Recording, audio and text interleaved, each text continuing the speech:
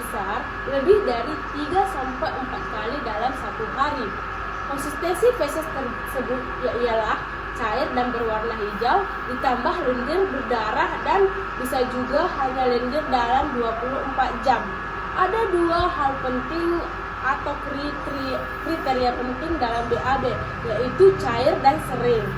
Jadi apabila kita buang air besar tidak lebih dari 3 kali, itu bukan disebut dengan diare. Begitu juga apabila kita buang air besar tapi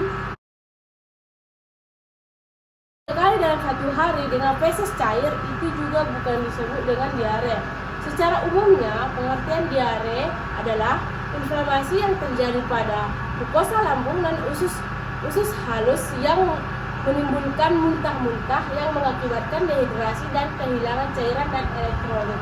Pastinya Bunda kurang tahu kan apa sih tanda klinis dan tanda dan gejala pada saat balita diare. Nah, sini saya akan memberitahu kepada Bunda sekalian.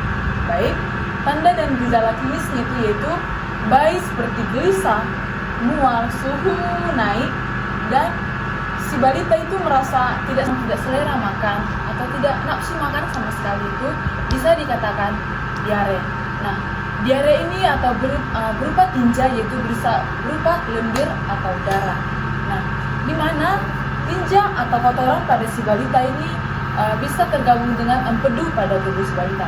Nah, tanda dan gejala itu berupa muntah, yaitu si bayi bisa terkena gembok pada lambung atau di mana asam basa dan elektrolit itu meningkat pada tubuh si bayi.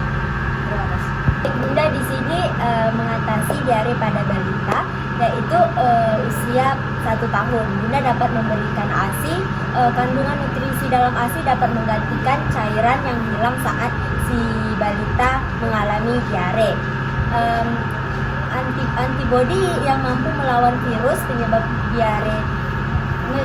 balita diare, yaitu obat diare pada balita. Selain pemberian ASI, Bunda juga disarankan untuk memberi cairan rehidrasi seperti Oralit, dan hindari dulu pemberi makanan berserat tinggi.